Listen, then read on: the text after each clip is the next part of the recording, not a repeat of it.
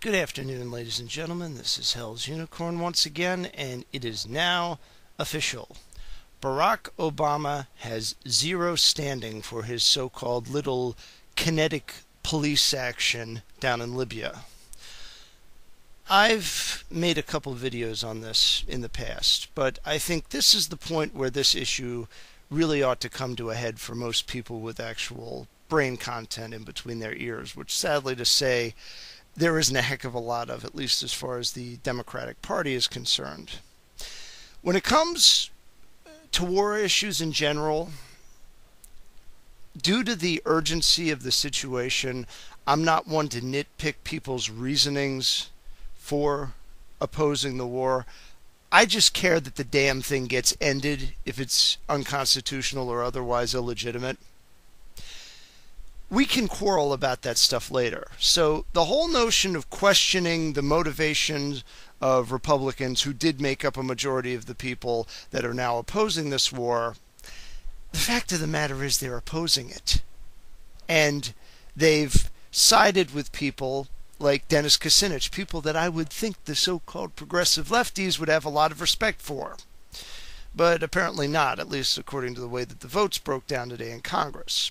To get more specific, we had a vote for limited authorization of U.S. military operations in Libya, ergo authorization for all of the collateral damage and civilian casualties due to NATO bombs being dropped indiscriminately.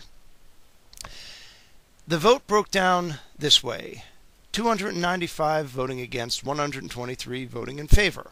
I could qualify that as a complete blowout. That is almost a 3/4 margin. 225 Republicans voted against the authorization, 70 Democrats. On the favoring side, 8 Republicans, probably neocon John McCain types, and 115 idiotic, hypocritical Democrats who claim to be so-called peace proponents voted in favor of continuing this war. This is going to be another war that's probably going to go on perpetually. First, it'll just be getting rid of Gaddafi. It's always about getting the evil dictator. And then afterwards, we'll be engaged in nation building. People are going to say it's about the oil or it's about something else. But regardless to what it was about, the reason will disappear. We'll be there for several decades probably. Money will get wasted. Our debt will increase. And the economy will continue to tank, and people will wonder why. Personally, I don't know what the heck everybody's problem is. I mean, this is about as blatant as it can get. The president has no legal standing for what he's doing, neither constitutionally or in terms of the War Powers Act. He had a 60-day period to get authorization. It's been over 90 days. And he didn't even offer this authorization. Somebody in Congress did. And it was defeated handedly. That was step 1. Now, step 2, God willing, will be that Kucinich and other people with some inkling of a soul left in their bodies will defund this monstrosity and hopefully get the courts to intervene in this. Because this is outright ridiculous. I mean, come on. Is the Constitution really nothing more than a piece of toilet paper? Because I'm going to say this right now.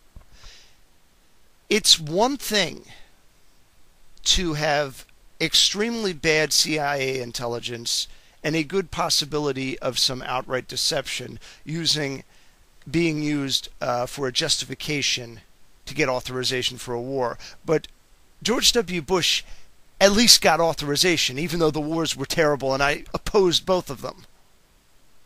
But we have no authorization here. There is absolutely no constitutional standing for this. None.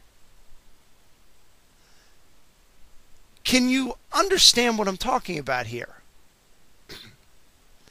And I'm sure I'm going to get the usual comments from Obama zombies. Oh, but Bush did this and Bush did that. I don't care what Bush did. One person's evil does not justify another's. Anyway, it is now the official view of this channel, the official stated policy of this channel, to support, if they should be offered, articles of impeachment and removal of office against Barack Hussein, aka Barry Soetoro, Obama. I did, on a couple of occasions back in 2007, make some similar suggestions with regards to George W. Bush, so feel free to spare me the crap about party politics. We don't do that here. This little insignia on this video of the Demopublican Republicrat thing is not there just for show. That's something that I actually believe in. So, as far as I'm concerned, step 1, defeating the authorization, done. Step 2, defund this motherfucker and get the courts to intervene. Step 3, remove this fascist from office. I'm tired of this. I'm tired of people apologizing for this. There is no way to defend this whatsoever. And yes, get the troops out of Iraq. Get the troops out of Afghanistan. Get them out of Pakistan. Stop bombing Yemen. Knock it all off. I'm not just picking on Obama here. This is just as much McCain's fault, and it's just as much Lindsey Graham's fault. They're neck deep in this. Anyway, that's it for me. This was kind of a rambling rant, but I think I got my point across. With prudence to myself and benevolence to all of you, good evening or good day.